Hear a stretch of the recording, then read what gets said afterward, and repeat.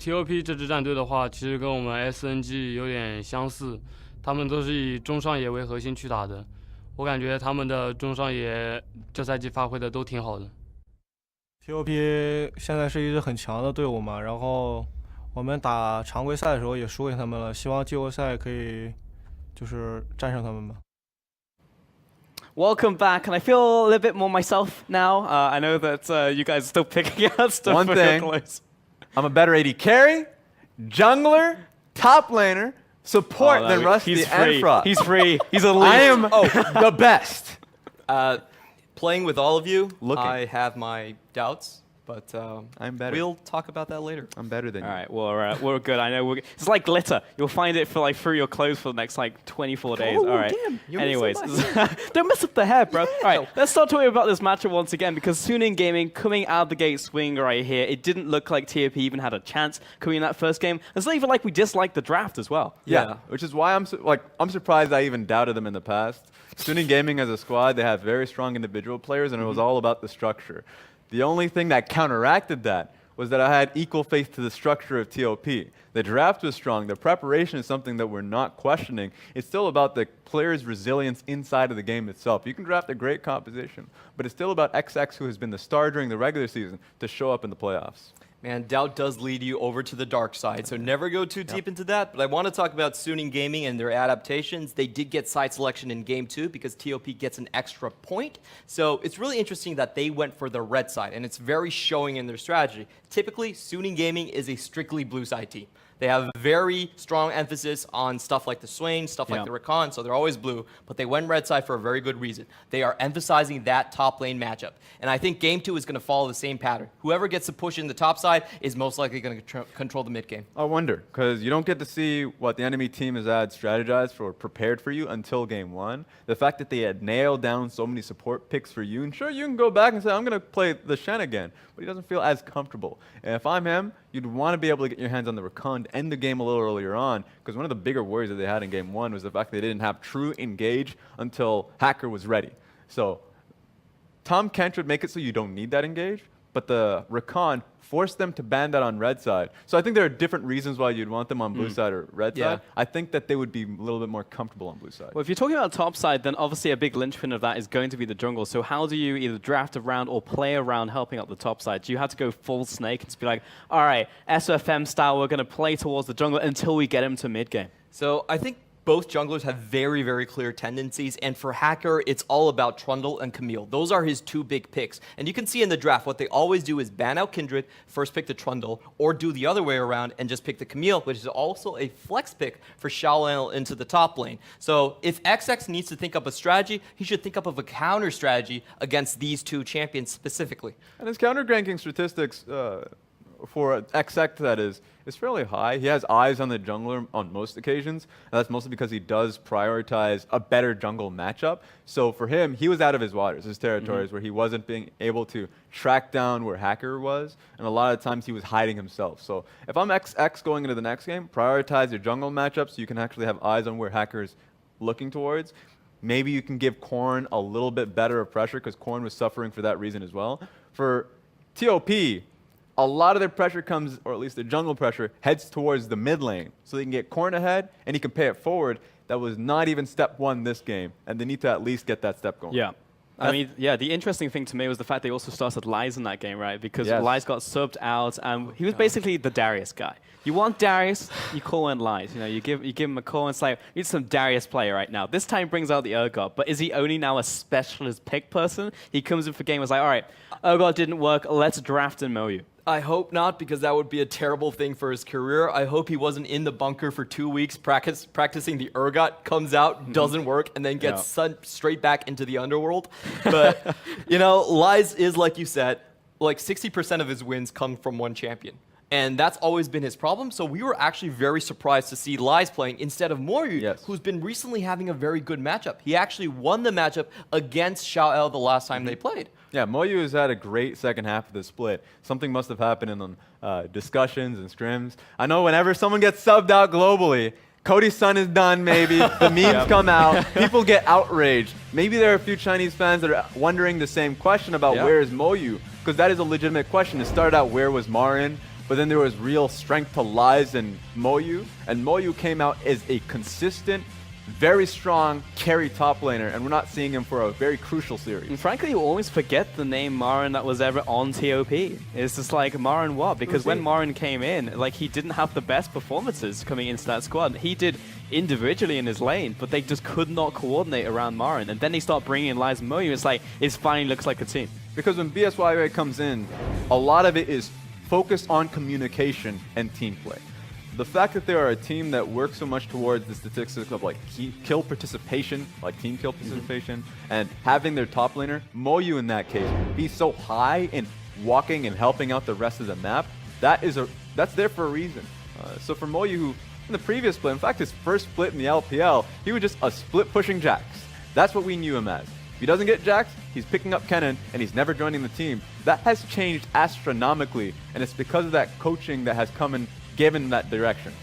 I remember there were so many TOP games with Mar where he seemed to be doing well, he was split pushing, and then the rest of his team just dies, collapses. Yep. And you wonder to yourself, where was the problem? Was the problem really the foreman? Because that was what we were talking about most of the time. But it seems like in BSYY's perspective, it's about the communication coming from the top laner itself. Yeah. So I do agree with you. That's likely the most possible explanation to why they're benching a world champion in favor of, honestly, no-name Chinese local talents. For sure, but then you actually look at Lies, and he's starting again in this game, and it's just like, well, soon in game, if they pick up the next win, do they bring a Moyu? Because Lies comes in, again, he's only been coming in drips and drabs towards the end of the season, primarily been Moyu, and he's been what has actually allowed them to get such an upswing in terms of their standings. True. Remember the perspective going into the back and having that discussion as a team, because Lies can come out and say, and it's very true, nothing I did was wrong that game, guys. I had 3 people on top side. XX got blasted. I always got the Urgot back. So, like, the jungle mid is what got hammered the most. The Urgot could have done well. In fact, it was a great matchup for him as long as the Gragas didn't fall down so early. So it makes sense to give him a second shot. Say this time, you know, we'll fix something up, patch up jungle mid, and XX will do well on the top side as well. I also think it could be the changes in 8.16. You were talking about Moria as more of a split pusher. Jax Camille is more in his territory.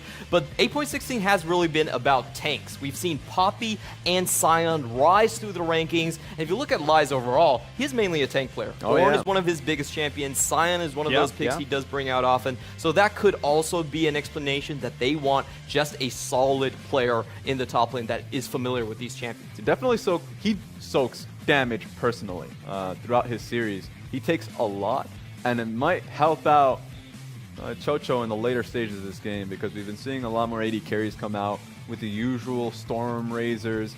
No more mages. Sometimes we see a few mages. I know that he played Swain just in the previous want that game. stat? Yeah.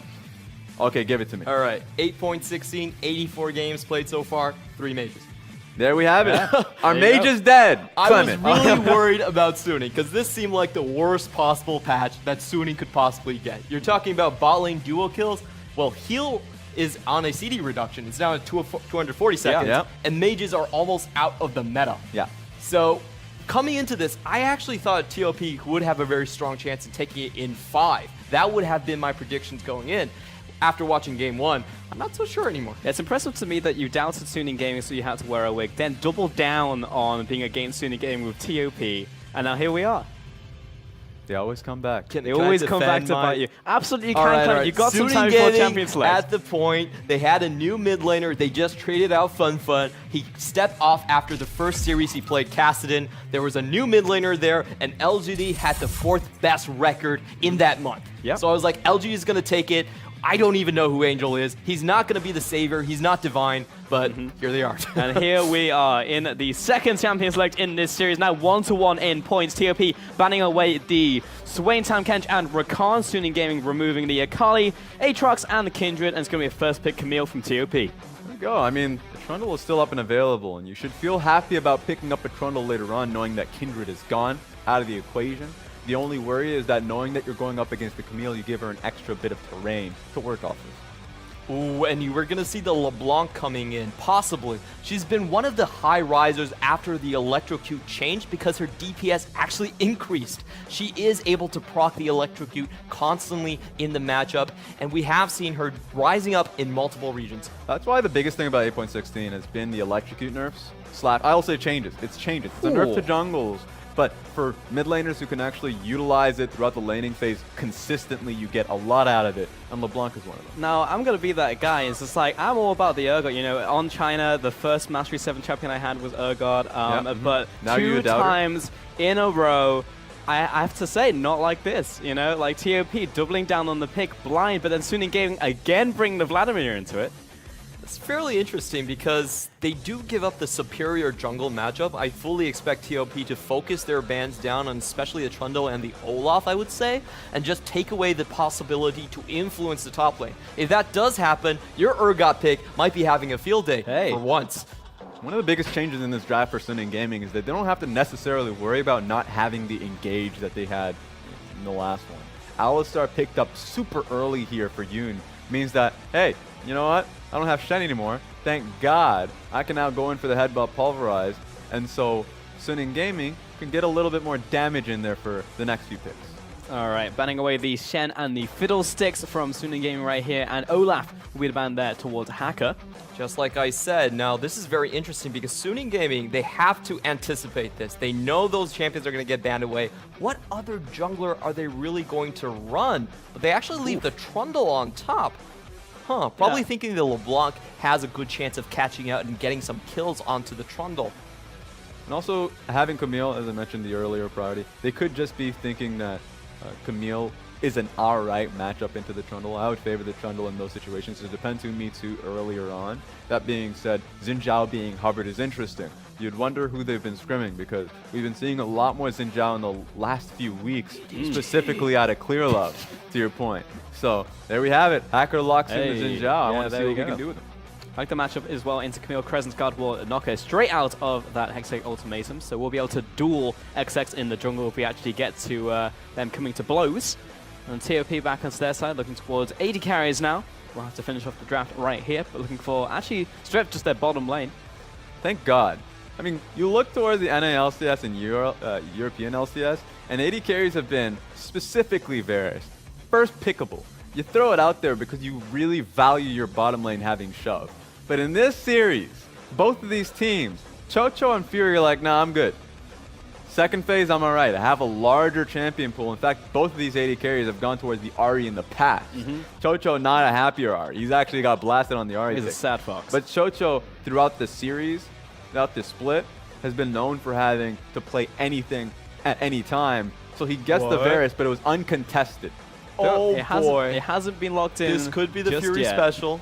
It could be, and he's known for playing it this is champion. Fury, There we go. and there you go. It's locked in. Kennen comes out here as the marksman pick. That'll be going in alongside the Alistar. Yeah, definitely don't link this video to Reckless. He doesn't need to see. That's the one thing he doesn't need to see. He's soft enough.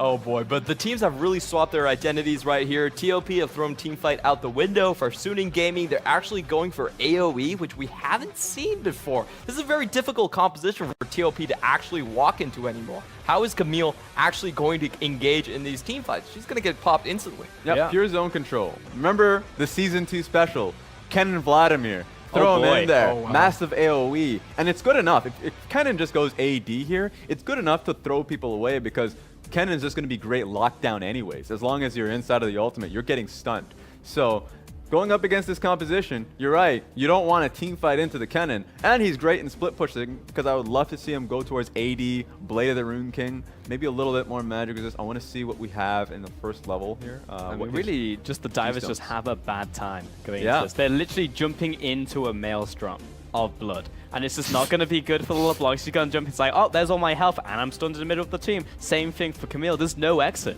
And it's like, what did you actually put in the washing machine? It's all red and bloody, and there's bits of TOP left right there. So For me, this is TOP's answer to Suning Gaming's weaknesses, and it's about the jungle and mid. Now, Angel, I have to say, is an unproven player. The last time Korn played against him, not this series, of course, the last time he played against him, he had a legendary game on the Aurelia. So I think that's what they're betting on right here. TOP, Korn, you're the old veteran, show the new guy some curb stomping. There you go. I mean, I like the feel of that. In fact, when you saying unproven, for both of these teams, they could feel the same thing, because last split, you already made a mention, not being able to find themselves in playoffs. But that veteranship of Korn should be good enough.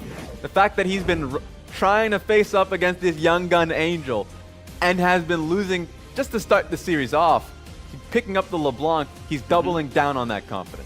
You have to go into the afterlife to be an Angel, so that's what Korn is looking to do. I feel like he wants to go down in a blaze of glory, though. He's aiming for Valhalla. You know what I mean? Like, Korn, he's that type of guy, wants to go down fighting. Well, let's see if they can make it happen. 1-1 in this series. We're down to a best of 3 as we get onto the Rift.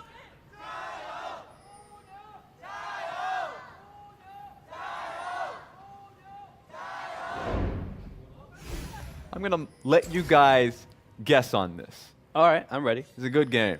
What happened in the 5 minutes, maybe 7 minutes, of the discussion? TOP went up to BSYY. Now, contrast, early game, XX and Korn, Gragas and Rise, you know, getting demolished in the first 15 minutes. Now they have Ignite LeBlanc and Camille. It's almost as though XX and Korn says, gave us power, please. Level 2 gank mid lane. Angel will not survive. That's a hint. So what do you guys think? That's a long question, Raz. Yes, it is. Well, I mean, I've got to agree with you. I mean, like, the fact that you just need to give more power back to just not only the mid lane, but the top side of the map, because Urgot was just having a bad time. He basically lost lane priority as soon as the game started. He was like, well, great. I mean, let's go for game 2. And he gets a rerun. He gets to go for Season 2 right here up against Vladimir, so it does feel like that was the case. Oh, XX level 2. What are you doing? Oh, incredible. I've never seen this one before. Here we go. Force the flash out from Angel, and there you go. Lane priority for Korn. All right, now, you know, he's held on to his flash. Korn didn't even have to do anything. Sat down and watched the show happen in front of him. Yeah. So Angel is going to be the one on the back foot now. He's going to be the one losing out in a little bit of experience in CS. The only thing he can feel confident about is the fact that he's got a little bit of resistances in his secondary tree. Going back to base can get some HP, and it's going to be harder for XX to get the gank across. And I really love this setup coming in from TOP, but we might have to watch the gank. What TOP did was they did try to split jungle, early level 1 invade, try to make it a vertical jungle experience where they have the stronger top side. But all they need to do is avoid this gank or it doesn't work. They don't have wards here. So Chocho and Cat would love to be able to place a ward and see No level 2. But they don't have the trinket just There yet. it is. Let's go. He's going to try. Double knockup. It's good. Hacker jumps immediately into the fray. Cat trying to jump away from this one. Has to heal on top of him, but he's burning down. First blood to Hacker. The double dab. What the hell? They were hiding in between each other. So Fury and Yoon coming in with the gank. Hacker made a lot happen. In fact, even though the Morgana shield came in through, he knew that he had the damage with Ignite ticking as well to get up the kill. I have to say, this was really poorly played from TOP because they understood where the junglers started. They had to have an inkling that this gank was coming in. I mean, where else is Hacker actually going to go? And to still be caught out in this laning position, I think it's inexcusable if you actually know the start. Yeah, and remember, Cat and Chocho do take risks around the laning phase. Knowing that they didn't have the wards, they were nowhere near the bush. So they're actually assuming that there could be pressure at any moment. They were just gambling on the fact that Cat would be able to send out the shield earlier on. How about Pulverize coming that quickly? He didn't react to it, and that was his demise. Fury and Yoon in a good situation here. XX is actually sneaking his way into the brushes like a ninja. But looks like he's going to go back to base. Yeah, sees no real opportunity. There's no reason for Fury and Yoon to push out right here with the mini wave crashing into the tower. So we'll just get his recalls down, get his first couple items before he goes back onto the Rift. But Hacker, again, indirectly just manages to get the advantage in the jungle here and starts it off for Suning. I feel like TOP are splitting their attention a bit too much. In League of Legends, you want to play toward top side or towards the bottom side. Now, what their bottom side wants to do is push in because they're a Varus and a Morgana. They do have the pushing advantage, but that takes them away from their original game plan. Your game plan should just to have Camille up there on top, trying to get the ganks, trying to get the kills, snowball Corn, the most important part of your composition. But if they sink too many resources into the bot because they have to push, I actually feel like they're making a wrong call. It's a little bit of paranoia here, because Hacker came in for a second gank onto his Chocho, and knowing that the wave still need to get pushed in mid, bottom lane, XX stayed a little bit longer so they can get a full push so they can base. So for him, it was more protective. Spent a lot of time for him. Sure, he gets his own base across, but with Hacker, with a lot more golden experience underneath him for how long he's been on the map and having the first kill, he finally gets his base across, but he answers with his own double longsword. So he's better off for his own farming that he was able to get across. Yeah, that's the jungle of the story of the junglers, I should say. In the mid lane, though, overtime, because the first gang coming in, giving priority over to Korn, has opened up a 3 to 4 wave advantage over Angel. And if you actually take a look at the gold difference, despite the first blood going down, we're almost equal, because all that gold is remade up in the mid lane here for Korn. Yeah, early gank worked out really well for him. And remember, he has minion dematerializer, so if the first gank didn't work out, he was going to have pressure anyways every single time a cannon wave came in through. Just completely delete the cannon and try and look for a trade. Ooh, that was nice from Angel, but turning this one around, he's got Hacker coming in from around the sand. He's ticking down from the Ignite. He falls to Korn on that 1 versus 2, and in comes XX for the counter gang. Hacker has to turn this one around, but he might not make it out with the teleport coming down. Last auto, like XX secures it. 2 kills to TOP. Korn just playing bait, gets the first kill, waits a little bit to see if Hacker can try and go for the next kill. Blows his own flash for it, but they secure 2 kills for that entire play. Yeah, that was perfectly executed because I believe he got his level up during the play. Oh no, he did get stunned right there, but Angel was willing to bait out his entire HP bar just for the potential to kill Korn. And I have to say, this was very poorly advised. Look at the map. They have no vision around this section, and for Hacker, a Xin Zhao one-way champion, to go in like that, it's just desperation and really weird communication coming in from Suning Gaming. I think Hacker, you just show yourself, you make sure Angel doesn't die, wait till he hits 6. That should have been the correct play. These are 2 teams that have come out ahead and multiple times in those same situations. XX and Korn, Angel and Hacker, they've done this multiple times, and they're able to get leads off of it. So they were confident they could do it again. Yoon potentially under attack right here. The sweep comes through, and it's a lot of damage coming from the piercing arrow as well. Yoon getting chased back to the tower. Last auto strike from Chocho. It will be enough, but now he's tagged underneath the tower. Fury with the counter kill. You just don't expect the stuns coming through from Fury there, but he could be the next target. Get out of there. Korn's here as well. It's a 3v1. Dodges a dark binding, but Fury knows his days are numbered here. As Corner's right behind him, waiting for this minion wave to crash. Lining up against the wall as well. Fury doesn't even have the ultimate to defend himself and loses 50% of his HP from that distortion. I'm so certain if he had able to been clearing that wave, he would have had level 6. That was so large, and it was also a cannon minion wave, but they didn't give him a chance. The moment he went to try and get an ear across the entire minion wave, they just blew him up. Tell you what, I'm a big fan of the Korn winning condition for TOP. He put all of the eggs in the Korn basket, and he will often deliver, and he will do it on a plethora of different champions. We've seen this on Aurelia, Talon, LeBlanc. This guy will keep delivering if you actually give him that support. Is one of the big assassins players of the LPL, and on my notebook I had jotted down Suning win conditions number 2, contain Korn, because this guy's an absolute monster. He might be an old dog, but he's been learning new tricks this split as well, with the Talon, with the Aurelia. So if this game plan goes on, Suning is going to have to ask himself a lot of questions, what they're going to answer with. There you go. So Yoon and Fury trying to get a fight started, because the last time the Headbutt Pulverize combo came through, I mean, it was successful, but Cat baited it out while the jungler was nearby, and sure, the kill was traded, but just take a look at LeBlanc, who was right behind him, was able to get the kill after the replay.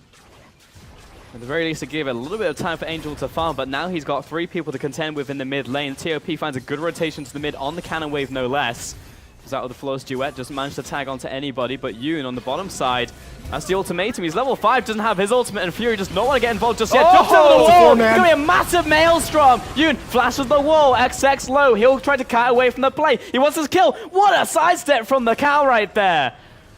And TOP, they walk themselves into the situation. Oh, Duet's good. Coming out from Angel, gives him the poke, and Yoon trying to get in range for this one. And he's like, this one's mine. Take Cat, the you're horns. the first support. This one's mine. That was so well played from Fury, Angel, getting right into the thick of things when TOP were just trying to fish for one more Ghana binding on towards Yoon. If they were to get the kill, get in and out, excellent, but it didn't happen. Cat ran for his life the moment he knew that that was a little bit of damage coming through.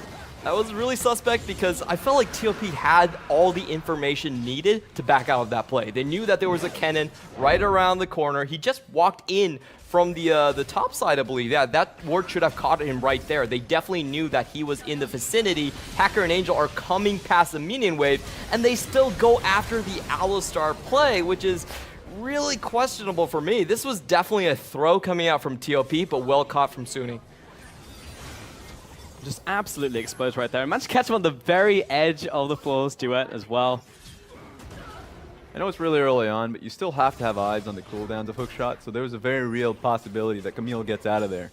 Gets a real low cooldown once you start maxing it. Of course, level 6 still has a few abilities in, so that's what I want to see. I mean, TOP had a really good foothold around the Dragon area. The fact that they tried to fight in such a cordoned-off space gave the AoE a Vanguard's edge, double headbutt pulverizer from Yoon. So there was no way for Cat to really participate, to walk in and send out his own ultimate. They have a second chance here being able to take down this tower, but they still have to watch themselves. Great early game that they fall off. Yeah, do manage to take the mid lane tower though, so they managed to get their original objective. Of course, it was stalled about a minute or so because Suna Gaming were able to defuse that and take more on top of that.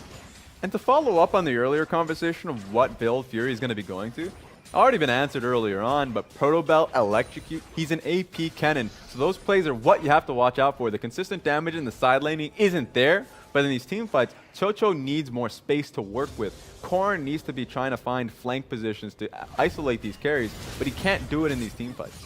I really like the AP build here from Kennen. They do have the 80 damage coming in from their mid laner anyway, and they're going up a TLP composition that is very, in Chinese we call it crispy, but they lack a lot of HP. They are very brittle. They break easily. So having the extra burst damage, I feel like is better than the AD build. Yeah, I think so too. I think it comes down to how you want to end up playing the compositions. The Blade of the Rune King comps, I love. I mean, I know Reckless loves it too. You just play a slower, lamer game. That's not how Sinning is though. Yeah. So you're right. Yep. I mean, going towards an AP Kennen here means that it allows Irelia to be a lot more, I would say, free. You don't have to go towards any armor penetration because people have to respect the AP that's so heavy in this composition. And also just team fight. Walk forward. Xiao Al is on his Vladimir once again. Worked out so well last game. Amplified now by the Kennen this game. I kind of feel like this is the problem that you have if you focus so far on your bottom side. Once again, Lies is falling behind. Yep. And once again, we said, Urgot, if you don't get a lane advantage, you're a big walking trash bin with 6 legs. I believe this is a direct quote from Pulse.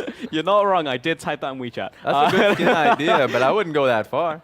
I mean, honestly, if you don't get any support from the jungler, then yes, you can get trades like this, but that happens. You know, Yeah, like if you're able to chase idea. them down in the first couple levels pre-6, that's where you have a really good opportunity. You can also spike at 6 with Fear Beyond Death, chase him in that long lane, but if you're not knocking down the tower, you can't run him back, then Vladimir's going to kite you all day and it's like, alright, see ya, nerd, I'll see you at team fights and be way more useful. And the sustain is what's important here too. The constant poke Lies has been dishing onto him. Every time Crimson Rush comes back for Xiao, able to heal that up with the next wave that comes through. So usually Urgot's much more devastating to deal with, but there's reason for Vladimir to be a little bit more comfortable in this laning phase. So sure, now he has Black Cleaver. He's going to come back into the lane and start hitting a little bit harder.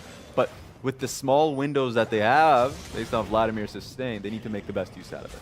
I do like the build of going the Unsealed Spellbook, however. Usually in this matchup, we do see the, I believe it was Comet or Grasp of the Undying being taken, but he is going with the Unsealed Spellbook and skipping the Executioner's Calling. We just saw him burn the Ignite right there with the Unsealed. So, you know, it's kind of a Band-Aid situation, but it's an interesting build to go for if you want to hard counter the Vladimir with the best possible gold efficiency. It's what Ray did as well, actually, in his game. He also picked up the Unsealed Spellbook. And now that we're on the new patch on 16, because there were changes also to everything that Urgot likes to take in lane, we're actually seeing Purge be maxed first versus Q. I know Ray did that the other day, and I was actually surprised because Q is almost always the first max, followed by E, but there's no point of all your poking tools coming out from your runes have been nerfed. We can see on the screen, this is basically a fan vote for popularity. We call it force vote in China. Do we force everyone to vote? I don't think so. Okay. 16% though, the 1% advantage to XX right there.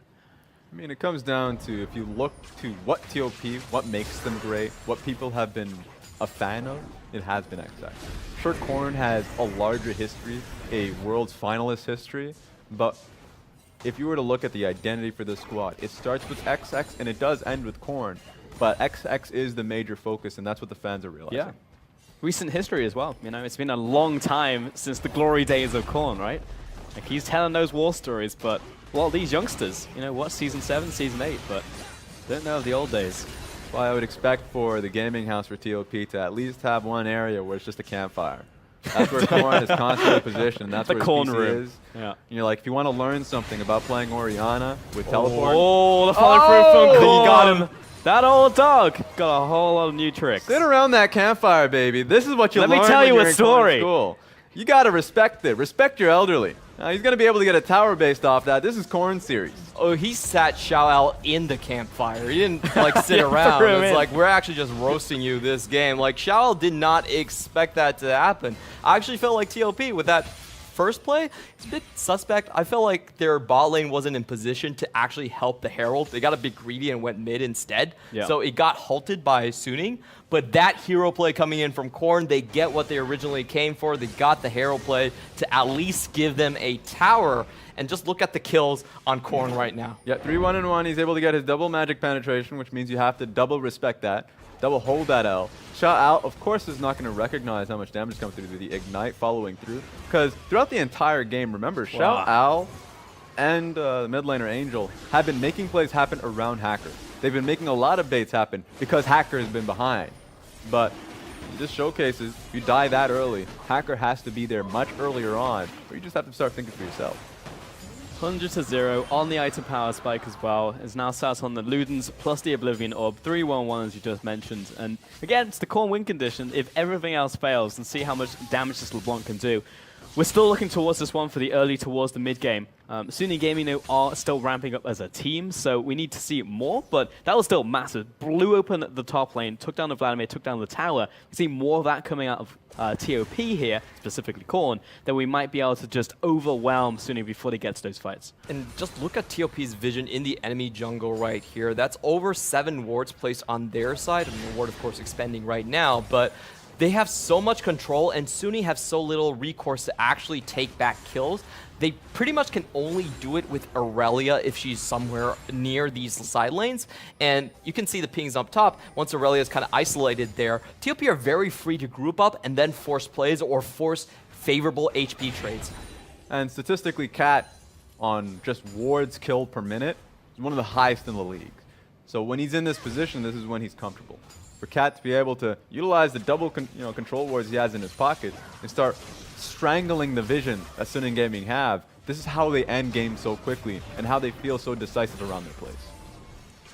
Yep, Cat likes killing. Doesn't matter if it's a champion or a ward. He'll go after it. Hacker initiating onto Chocho, looking for this massive cannon ultimate coming across. Wipes out the AD carry from existence. Flash away, not going to help you, Cat. He's getting chased down. Over the wall, Liza's in, and Korn waiting for this one, but he does not want to jump into 5 people. Vanguard's edge falls over the wall. Angel following through. He wants a kill in return. He wants revenge, but managed to juke back out of there. Yoon throw through a loop, and Korn will walk away. This is disastrous for TOP though, and while you can style to get yourself out of there, why were you in there to begin with? It all really starts with Chocho and Cat pushing up in the mid lane alone, and just Suning Gaming eyeing them. Hacker realizing I can just jump right in there, flashes for it, and nets the advantage. And I love the play from Suning Gaming because what was happening right there was Liz was pushing in the top lane. He was trying to find Angel, the Aurelia, the initiation that could make that play happen.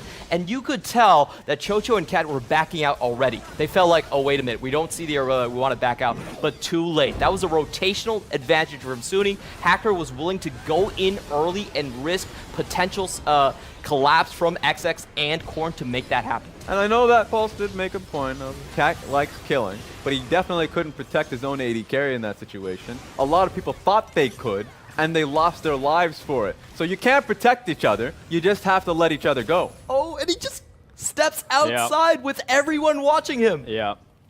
Great. Korn played that exceptionally well in terms of mechanics as well. Jumps away from the Blaze Surge. I believe he stops the reset coming out there as well from Angel. And he's just gone. No one was covering the back exit. He just walks away. That was insane. Yoon already hit the blast cone, so he's over the wall. I was like, wait a minute, I'm not chasing this guy. Sorry. There's no way I can chase this one down. I mean, still 2 kills over to SNG, and more specifically, they've managed to defuse that push coming in, because TOP were pushing in every single lane. They were actually pushing up to those inners, trying to crack these after taking all of the altars, but this is going to be another 30 seconds to even 2 minutes before they get to set up again, and in the meantime, Baron's going to be spawning, their worst enemy. That's why communication for them has been something they've worked out throughout the entire split, and why it's so weird that it's just falling to pieces this much in game 2. I'm really surprised about it. So for TLP, you can't fall that far behind with LeBlanc doing this well. So in the top side of the map, this is why you see both Varus and Morgana actually pretty far back in how they've been pushing out mid. So they're playing extra respectful, knowing that you could just do that. Like, what the hell? No one expects the flashing cow. Yeah, the big problem here for TOP is I don't think their bot lane is particularly safe at producing pressure. And Lies always needs the jungler to babysit him as well. So their lane allocations are a bit difficult to really manage. They get pushed back very easily if the enemy just walks out. They have to respect that. So I honestly feel like TOP kind of missed out on their chance where they had full spectrum dominance of the lanes, where they were ahead in nothing gold to just raw push it in. Right now, establishing push control in mid and bot is going to become very hard for them. But this is the most crucial time for them, because just coming back from base, 5 control wards being picked up by every single one of them. Corrin has actually just placed his own around Baron, so the call has to be around Baron. So TOP usually go for that one punch, and it seems like it's going to be happening rather soon. I like this idea. You collapse the lanes in further and you use your pick potential to find your advantages. Not just spread out all your chips, because you can't really get anything from that anymore. You want to group up, and I like the switch in the mentality and the understanding of the game state coming in from TOP. Yeah, it's just about whether they can execute well, because Suni Gaming have a lot of ways of actually just blasting it open with a cannon ultimate coming through. You've got multiple flankers, Vladimir coming across, so they can all push into this one as long as they don't separate, because right now it looks like Angel is the one to be potentially under attack. He's got cannon and the Alistair behind him. In fact, the whole team is getting involved just in case TOP move up to the top side and try and collapse. And XX must feel frustrated because he's just being called out constantly. He even gets chunked out in the jungle because Kennen throws out a Q. So they were just setting up for a play if Angel, as most Aurelias would do, sent out a Q on the minion wave, and they can try and look for it. But now they can look towards mid lane instead. That was a heavy commit from SNG to basically bait out the Aurelia, which means that mid lane, no one there to defend. Bot lane, no one there. Mid lane falls here to TOP uncontested. Suni Gaming will still be able to push into their jungle, but TOP are actually making headway now as they push towards the dragon. Just spawns, will be a mountain dragon for themselves, and as they're trying to play around Baron, this will be a good pickup. I don't think there's going to be a contest from Suning Gaming, but what TOP did there, I felt like Corrin had such great engages. He was able to chunk out Hacker when Hacker was trying to go for the mid lane tower. Oops. Forces the flash right there, didn't have distortion, so Corrin will have to escape. Would have been in a stickier situation based off of the proto belt that Vlad used. If it was anywhere closer, would have actually landed some damage. But Corrin is relatively safe going back in. Yeah, he's right in the middle of 3 people right now. Misses the ethereal chains, and Liza's there. He's the bodyguard. The big bodyguard. He has just been exhausted there onto Xiao Ao, but here comes Yoon. Double knockup is good, and the Vanguard's Ed. Complete collapse coming in, looking for that Maelstrom. Fury opens up onto the backline, takes out Cat, looking towards Korn. Doesn't have the damage in return, and it's a clean 3 kills to SNG. Wombo combo was definitely there in force. It was TOP trying to eye Angel, knowing that he was so damn low in HP. They just needed to create some space so Lies can look for the assassination. That would have been enough to look for a Baron. Suning Gaming knew that they were tunneling and just go in. And once again, this isn't a information disadvantage from TOP. It's a reaction disadvantage. You can see the wards in the mid lane. They knew Fury was coming in. He wasn't taking the teleport route. He was just walking straight towards them. But TOP, they just can't make the plays soon enough. They kind of hesitate, and the information processing is so slow, they lose their AD carry before XX is in the fight. Whoa. 1 bullet left in the chamber. XX over the wall. He's going to drop right here. Korn still managed to get that 1 kill, though. He's hunting for more. Jumps the wall. Doesn't get the steal. It was close. That was a good try by our veteran. I was waiting for the bet to pay off. I just want 1 Baron steal, and it just didn't happen. But it's getting close. Every time we look towards it, I thought it was going to happen. Every time we're talking about a bet, you need to say what you're gonna do. But first of all, let's watch this team fight. They do have full vision of all of the members coming in from SNG, so I feel like their decision making was just slow. It was lagging behind, and Chocho didn't get the memo to potentially back out. Yoon finds him with the WQ combo, and he dies without Angel really even touching him. It's always about that split-second reaction. You have a good idea of where their location is, but when you finally see them on the map, that's when they strike. So Kennen coming through, sure there was a great deep ward through mid lane where TOP had eyes on them, but the moment they do, Alistar was already in position. So it felt like it was very difficult for TOP. They were already in the mindset that they wanted to get the kill onto Angel. Yeah, and again, my boy Urgot, most damage currently there from TOP in that team fight. Wasn't Urgot's fault in game 1, wasn't Urgot's fault in game number 2, but soon in game, say what you will about their team fights, but in terms of coordination and how snappy they are with their decision making, I almost never see anyone lagging behind a play. Everybody instantly goes in when a call is made. I had game 1. I was back in the Urgot. This is a game where they got a jungle mid working in their favor, and he still wasn't able to make anything happen top lane. It's not as though he was losing lane, but we would expect him. He needs to be able to get more out of that and call XX. If you're a top laner, if you're a top laner named Stark, you can do a lot because your jungle is going to be top lane. That didn't happen. Oh, opening up into the jungle right here. Vanguard's edge onto 3, multiple disarms. That's going to be Fear Beyond Depth, though. Huge Fear coming across. Hacker running towards Chocho. He gets the knock-up, and it's going to be another kill right here. He just slices and dices him down. Slicing Maelstrom, speaking of, gets rooted in place. You're going to have to take a timeout, buddy. But that's going to be a 1-for-1 trade. Yeah, no flash there for Fury. In fact, wasn't there to begin with. So that was just a good opening for TOP to get one pick and get out of there. They traded something, which I think is all right for TOP. That was favorable for TOP 100% because Suning had Baron and they took the Baron buff off of multiple members. I felt like it was a really good, basically a trap set up by TOP. They were waiting for Suning to rotate across the area and cut them off before they even touch any of their towers. So it's a really risky idea, but it paid off. Yeah, I mean, only a minute left on this Baron buff, so maybe we get one push off, but keep in mind, Suning Gaming haven't even taken down a tower yet this game. We're 26 minutes into the game. They have Baron, and they're at 0 towers. Right now, Cat trying to defend the mid lane. Didn't go well for him, so that will open up the mid lane. That's going to be the first tower of the game here for Suning. It's usually fairly scary for the enemy team, knowing the enemy, like, that, let's say Suning Gaming. So much gold in their pockets, 3K gold, and they haven't even taken one, you know.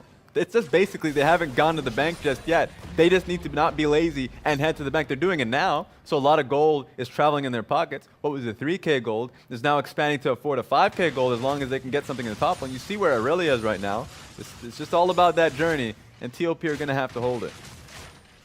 I mean, frankly, there's a lot of just standing gold on the map that just got picked up here for Suning Gaming. To crack open the mid lane tower, the bottom lane tower as well. They're way ahead in terms of kills. Oh, hey. And farm on the top side. I mean, a lot of the farm differential is in the bottom lane right now between Chocho and Fury, but Fury's just being with the team. Suning Gaming just promote themselves. They just won their promo. They're now Diamond. Congratulations. Nice. That is the popularity contest we have on all LPL games, you will see. But even with the advantage that TOP did acquire in the bot lane, they didn't transition to anything in terms of the team fight. Like, the Varus pick has actually been a constant sore spot for them because TOP is a very mobile team. They want to find picks. You can't really do that with a Varus in the team fight. He's going to lag behind. He's going to present himself as a target. And look at that scoreline. All right, we'll see if Houdini can make it out. Yep, that was... he did it.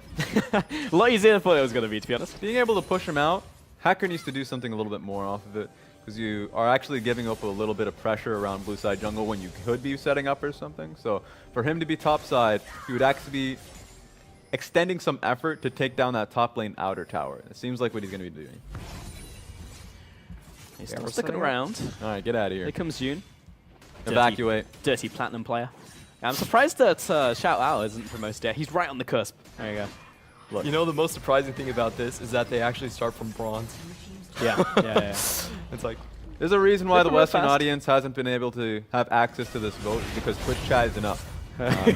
Out of every team fight, you guys actually have the opportunity to vote. In fact, you have been doing so quite a bit. You know, I know a few of you guys have been calling them bronze, so just if you see something happening and if you like it, call them diamond players. I think that would be excellent. That's still technically not good. They would feel insulted. They are challenger players. But there's been a few times where I've actually seen this voting system get to a challenger position. Oh, yeah, I think AJ was the first player I saw managed to get challenger. That's mostly because he soaks up all the popularity on the LG and no one else has that. It's like leave some fan votes for the rest of us. Jeez. But yeah, right now Suning Gaming just again picking up the outer turrets. We've been standing for so long as we crest the 30-minute mark. And Suning Gaming now with a hefty advantage, 6,000 gold over to them, and 2 very nice dragons for themselves as this game goes on. Chocho, incredibly defensive. You see how poorly the last few fights have been for him? 1, 5, and 1. So I thought the BF sword, because he had the early crit item, would go into Infinity Edge. It goes into the Guardian Angel. So he actually wants to survive. And if Suning Gaming start a fight, he wants them to be dissuaded by looking at him. They want him to say, okay, go for Corn, maybe lies a little bit before you touch me. He wants to dish out consistent damage and feel like that's not going to be possible if he goes into more offensive items. Yeah, I think his idea is basically if you guys use your skills on me and I die the first time, I win. It's worth it. Because the majority of the damage is still going to come from Corn and XX. I think those are the big damage dealers that they're really looking forward to make things happen and make the picks kind of happen. Bad news for him at this stage of the game is that this is when Suning is the strongest. Double Storm, Steric's Gauge actually coming out of Angel and Hacker. For how much damage they're dealing, they're equally as tanky with double, stopwatch as well in their pocket. So they can start as many fights as they want as long as they have a few members in the area to rotate. And I think TOP has a lot of work to do to defend that. I do like what Suning Gaming have been doing. They're basically willing to sit on their gold lead and just wait for the next Baron, wait for the next 5v5 team fight that TOP do have to come over in, and just look at the vision control. Where is Corn going to come in and try to find those unexpected picks onto the enemy team? It's going to be very difficult for him to find an angle. And honestly, I just think he's in the wrong position. Ordinarily, teams that are on the back foot, but still have some split push opportunities, would send the LeBlanc in the bottom lane. I understand that would be a little bit too risky, knowing that he only has Ignite, not the teleport. But for them to try and challenge Suning Gaming, they're so entrenched in this area, it seems like a lost cause. Yeah, just sitting around the Baron right now. XX stepping up. Basically 2 lines being formed by both teams, but Suning Gaming definitely the stronger ones at this point in time. So get priority whether they want to, or wherever they want to push towards. Yeah, that's quite a bit of damage there from the old Kennen. What's he running right now? Yeah, he's got the Spellbinders and the Proto Belt with a Banshee's Veil and the Sleet Arch Rod. But I didn't expect it to be that much damage. Yeah, that's XX running around with only the Merc Treads is definitely not enough. So I do like what TOP are doing. They're showing themselves in the mid lane, threatening to then push in from this jungle river section. But that's the worry when you go up against the composition Suning Gaming has to offer, because you would expect more magic resist. 80 carries would go towards the Maw Malmortius, but knowing that there's a dive threat of the Aurelia, then you would just get... he was already getting dove by the Xin Zhao. The damage is heavily AD that he's been fearing. So there's just such a good mix of DPS from Suning Gaming that he goes towards the Guardian Angel because he has nothing else. Oh, well, Chocho did die from the cow engage, the cow dive that's last true. time. Yeah. It was just WQ with an Ignite and some skill shots hit him. Sad and days. he was dead. Cow does a lot of damage. Both teams have been staring each other down for quite a while now. And just been training wards back and forth. And how are you doing in terms of resources? I think I've seen like more control wards die in the last like 30 seconds than I have in the entire game. There's 1 control ward left from XX. Yeah, just buffing up their stats, baby. That's how you do it. There you go. That's ward win trading right there. It's like, all right, we can both make it to 1 and 2 by the end of this set. Let's There's go. a lot of games left in the playoffs. And remember, if playoffs in season is cumulative, get it in now, you probably won't be able to get it in at all. That's fair. Some teams can't even play anymore in the playoffs, so you can get ahead of them. There we go. Yeah. That's how you do it. And at this point, just reasonably, with how Suning Gaming has been playing towards the top side fairly heavily, and there's a lot of bruisers on their end, even counting in the mage bruiser of Vladimir, they can start Baron whenever they want. And so much sustain on their core that when Vladimir and the Xin Zhao start on Baron, they're going to be fine. They're not going to worry about how long they stand on top of it, because TOP will be forced to walk up to them. And with how squishy their composition is, they can start the fight fairly easy. So Suning Gaming, right now just reclining in their chairs, this should be an easy finish for them. It's going to be on TOP to have to challenge Suning Gaming. Yeah, I think Suning Gaming are a little bit apprehensive because their Baron take is actually incredibly slow. They have no percent health damage on them whatsoever, so they understand it's going to take a long time. So what Suning were looking for basically, were they were looking for picks. They didn't really want to start it because catching yourself in the Baron pit against a Morgana and a Varus ultimate might not be the best idea, but I also feel like they could be a little bit more aggressive, stack up, and instantly go for the engages when they do get that brush control. It just depends how they set up for it, because you're right, they're looking for picks, and they want to be able to pull TOP towards the Baron buff. It's where the Kennen that's positioned. Kennen needs to be on a flank ward, or at least just needs to be behind him. But there's a lot of great defensive vision for TOP, obviously because they pushed up, but they need to be able to push up, set the defensive wards, so they have an idea where Suning Gaming is charging at them with. Yeah, that's a great point. All the team fights that Suning Gaming have won so far have been from the surprise Kennen ultimate coming out of nowhere, coming out from behind the team composition, coming over a ward, and that really has been the main factor. TOP, their composition has a lot of mobility on XX and Korn, but they can't go in as long as the Maelstrom is up. And the thing is, with Kennen, he's about to be on the cusp of Rabadons, actually. He's been sitting on a double needlessly large rod for a while now, so Suning Gaming, they still have big power spikes to go, but you're right, it's down to that positioning, and now TOP are just kind of rotating between those lanes. You've got the Urgot split push on the bottom side, facing down this Vladimir. We're just pretty much waiting until someone missteps and is a punish. And once the Rabadon's Death Gap gets finished, this is when, you know, Kennen starts beefing up, feeling strong enough to find himself in a side lane. Hell yeah. He may be a Pikachu, but he's a buff Pikachu. And he can start smacking that tower. So actually you have a split push opportunity with the Kennen who has teleport here, where if the fights have been working out well, if you trust your team to place the great defensive, or at least I would say flank wards, so you can teleport, get that play going for you, put him in a side lane. All right, you put Urgot and a Kennen in a pit.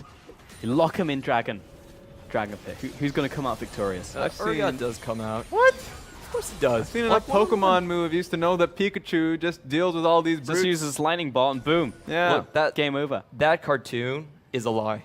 If you send an electric mouse against a mass murdering machine like Urgot, like he's gonna skin him. Like it's gonna be a very graphical cartoon. That's true. You can have this debate however long we want off the show, but we all know he stunted his own growth. He's actually like a 30-year-old mouse in what is a very cute body. He could have turned into a Raichu all he wanted, but we'll just finish it at that. All right, but still do it. I will say the Urgot is having a much worse game. Look at him in front of Xiaoao. He sees Xiaoao, he turns his back and runs. He might have a scary face, but his inside is very, it's soft. It's very mushy. It's mushy, yeah. Well, you mean he's a crab, right? And like he's got the exoskeleton, but inside. It's just sad because when Urgot gets no jungle attention, he just doesn't do anything. He sees the Vladimir, and he's so afraid because he can't run away. There is no mobility on that champion whatsoever. And he's just forced to just push till river and just go back. So if Suning can leverage Xiaoao's positioning with the teleport, they could potentially find a big pickoff. I think they're playing it a little bit too slow, too safe. Yeah, this is when you pick Urgots, you should pick free-range Urgots, ones that have a lot of room to run around. But this guy's trapped, He gets to bounce back and forth between his inner tower and river, and that's his cage, that's his life. At this point, Suning Gaming, just knowing how slow they've been playing it, they could have actually started out towards the Baron if they wanted to take that risk for some time. Now, it brings up the discussion around Elder Dragon, where they have triple dragons underneath them. Nothing concerted, nothing focused, but just amplifying the burn damage once they have it for themselves. So it's going to be on TOP to recognize that I think having two major objectives is going to benefit them. Yep. I think Suning Gaming, playing it slow enough, saying that we actually have another objective we can play to, actually makes it so the game is not as focused, where TOP can trade with the composition that they have. Oh, here we go. Unless Fury just finds a pick on the Choco. Yeah, whoa! I mean, he's down for the count. He's about to come back up, mistimes the Shuriken there, but that was all of his HP. All right. Surely they will go in now. Wait, he's got this. I believe in the Urgot. He doesn't get it. He doesn't get it. All right. I just got to give him something. He doesn't have his ultimate because he must have used it in the fight, but it didn't proc, so Xiaoao's feeling scot-free. If I'm Lies, I flash over the wall, hit him with a knee gun, and then I just follow the pit beyond that. He tags him as well. Yeah, it's just he was so close to the if there was no blast cone, yes. Sadly enough, there's a blast cone just lying in wait. I think that was the main reason as well. So Lies doing really well, surprisingly. No, he must be really confident in the side lane, knowing that the massive magic resist that he's able to. He has two major magic resist items: the Spectral's Cowl that should go into the Spirit Visage. He's feeling fairly confident. Later on in the team fight, sure, but just sitting in the side lane too. I don't know how he even got on the Vlad in the first place. He must have just ambushed him out of a brush, because there's no way at this stage in the game that Vladimir even lets him get close. Like, if you try just staying, he like rears back for like 10 hours, and he's like, Sanguine Pool. And that's like literally the whole matchup in the side lane. And it's just one of those rare opportunities where he finally sees Hacker on the map. He understands that, hey, I get this chance for a 1v1, and sure, Urgot is great on a 1v1, but the reason we don't see him played is that without mobility, you actually are a very bad split pusher. Guys like Jax, guys like Tryndamere, who we typically associate with that, can just spin away, they can hop away, they have the mobility to evade things, and that's why Urgot is such an awkward champion. He forces you into win conditions you don't necessarily want to commit on. Yeah, a little bit of a hop he's got, but not enough of a hop. I will say, though, that if you just find him, let's say, we know that we've seen 2 to 3 people rotate topside for a top lane that's been splitting. They go for him this time around with how much he's been focused on the bottom lane. So TOP should be happy about that. They have a lot of damage based off the Blade of Rune King Jocho. That being said, they have to respond to this. Suning Gaming, they're like, all right, this is the time. We're strong enough. We can beat him in the fight. Let's force him to come to us. Kennen is on his way back to base right now. He's looking for that TP ward, I guess. Lies, pushes up, he's in from the bottom lane. This is a tanky Urgot. He's got 6,000 HP with the shield. So he's definitely able to beat that front line. And Fury from the backside. There's a massive Maelstrom, completely obliterates the Morgana. And XS has to sprint away. Double kill instantly for the Kennen. Sitting Gaming in the back, just another day in the office. They knew that the kill coming in for Fury is just what he does in general. So Fury finding his way in the backstage access, TOP didn't see it coming. He's a true ninja. Still going on in him, but not going to find the kill. And I feel so bad for TOP because they swept everything. It was only one single ward around the Wolf Pit, which they missed, and that was their death kneel. Fury finally getting in the flank that you were talking about so far. They were winding up for 15 minutes, and Suning Gaming find their time. It's like, all right, let's just end this. Put them out of their misery right here as they just wipe up the rest of them. Fear Beyond Death's going to get one right here, but he actually drops into his Guardian Angel. Let's just jump on to the next. This is too easy. Suning Gaming take game 2. There we have it. I mean, Suning Gaming feeling very strong, very confident. The games are getting slower, actually, for Suning Gaming because they're just trying to play within their own element. I think what we saw from Game 2 that we didn't get to see too much from TOP in Game 1 was Corrin come out and style. It was just unfortunate that it just wasn't enough from this pure security that enemy team was providing. Yeah, for me, TOP, they had a great early game, but they lacked a cohesive mid-game strategy. Where was the jungle going to go? How were they going to extend the game further? I felt like it was all the eggs into the Corrin basket, but not much thought being paid elsewhere. And you can see after the early game leads, it was all Suning. I think the biggest one to take away, of course, you can see the damage that Kennen was actually outputting. I think Kennen was, I mean, we've been hyping him up for quite some time throughout the game. 2 major plays that we saw from him that was just Fury cleaning up around the Dragon area, able to get that 1 kill. And just the last fight, they just nailed it in the coffin. TOP, I already said that they had no way to really legibly come back into this game, but they were fighting. They were indeed, but I feel bad for Corrin. You know, he made so much happen in the early game, but after a certain point, you can see that just massive sea of red. And it's just like, why just can't do anything? There's no one I can burst down on this team anymore, so my time is gone. I pass it off to the rest of my team. Come on, guys, let's make it happen. And just couldn't do anything. You know who I feel bad about? Who? I feel bad for Lies.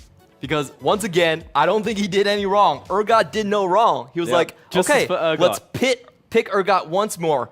Oh, I'm not going to get any jungle attention? Okay, I guess I do nothing then. Yeah, I mean, that's the big thing, right? Because it seems like they've specifically brought in Lies to specifically play an Urgot. It must have been working out on screens, but they don't facilitate him at all. The second game, the focus actually went towards the mid lane, and great. I mean, definitely facilitate Corrin into the mid lane, but that's going to be your win condition. Draft something else top lane. Maybe even bring on Moyu, and he has different champions he can bring up there. And to your point, ultimately, the decision that they made with their jungle mid lane has been to cater towards bot lane a little bit more. I know the shot calling strength is there from Cat, and knowing that you have a shoving lane is like we can get a bot lane tower a little easier than you can look for a top lane dive onto a Vladimir. But to that point, if that's the case, don't pick an Urgot. That's not the case anymore. Play towards a cleaner bottom lane strategy if that's what your comp is asking for. So you then have a tank in the top lane, something that is a lot more legible for team fights. Because currently, throwing out the Urgot top lane, sure, he can do all right in his own. But what's happening is that he's just not finding any use later on in the game. Yeah, but now he actually needs those resources, you know, but he's just not getting anything. Let's go ahead and take a look at a team fight replay here and see actually what broke down in these fights. And this was that happened very early on, and it was just the story of the game. It was Fury in Fog of War jumping onto the whole team. The point is he wasn't even in Fog of War. TOP actually did spot him out on the wards, but they still went for the catch anyway, and I feel like that's just the hubris. TOP rarely have the early game leads, and when they do have them, they're not really sure about how to execute on them, and I felt like they made multiple plays like that where they had the full information, still win in anyway, and then just got blasted by Fury to pieces. Because ultimately it was all about timing. They felt like they can do it quickly, get the kill onto a level 5 Alistar, but they didn't expect like that much burst coming through. Yeah. Double knock-up, keeping down the Varus for that long, that was really lights out for Varus from that point forward, because Varus could never really join a team fight with how much zoning that was there. You suddenly have to respect the Kennen that much more. 1 in 5 for a reason. I think that if Varus wants to be able to get something going, if Chocho wants to have a better team fight, he has to be a little bit more in command of which fights they choose. In terms of the ban picks, I actually felt like the Varus was an afterthought because they selected the Urgot in the third row on the blue side, and then they were in the second phases of the draft, and they were like, wait a minute, we have Varus? Okay, let's pick Varus here. But I don't think he actually fit with what the composition wanted to do. They wanted to play top mid. They wanted more flexibility on the AD carry position so no one would have to babysit him. But they went for the Varus instead, and I just felt like that was the point where it stretched the game plan way too far and they couldn't converge on it anymore. That's possible. I think that Varus is fairly flexible in the sense that you could play towards the fact that he has the CC. You can play a defensive Varus, and Chocho has been throughout his career on TOP/Dan Gaming has been, I don't need to do anything early on, and we can play towards like a mid lane or top lane, play towards a jungle in certain situations. I'm surprised that they didn't try for that this time around, playing towards him rather than trying to split up the map a little bit more and play to your stronger side lanes so Kennen doesn't have a team fight access. Obviously, it's easier to say that after the fact, but that's something they must have heard from BSYY coming into this game. And it was really about the Kennen. In fact, Fury will be taking our MVP of this second game. So congratulations to him, but he was a major part of all of those team fights. I mean, the Kennen was a great addition to the lineup, and also going AP out of lane was just inspired. And Fury is proving that mages are still well and alive. We just talked about 8.16. 3 out of 84 picks. He's already shown 2 mages here so far, and he's willing to go with it. And I think a big part is that he understands the item spiking. He does get the Hex Tech, the GLP to go forward, and that is a lot cheaper than even the Storm Razors or the Blade of the Ruined King, so you still get your level 6 kill advantage over on the mages versus the marksman. Yeah, we saw a lot of proto belts from them, and we also saw Vladimir being able to pick it up. So the AP, and this is what's really important from Suning Gaming, the strategy that they've shown 2 games in a row is that they're pretty flexible in being able to play AP's bot and top lane simply because the Aurelia has been getting pumped out from the mid lane. Yeah. So let's say going into the next game, if Aurelia gets banned, I expect much more standard composition coming out of Suning Gaming. They're not a team willing to play towards the Talon. But that being said, you still have to watch out for Angel's Yasuo. Yeah, you absolutely do. That is the one thing they have in their back pocket. We're going to take a short break. We'll see if TOP can bounce back right after this. 枢纽队员不会为遗憾找借口，必须变强，必须进步。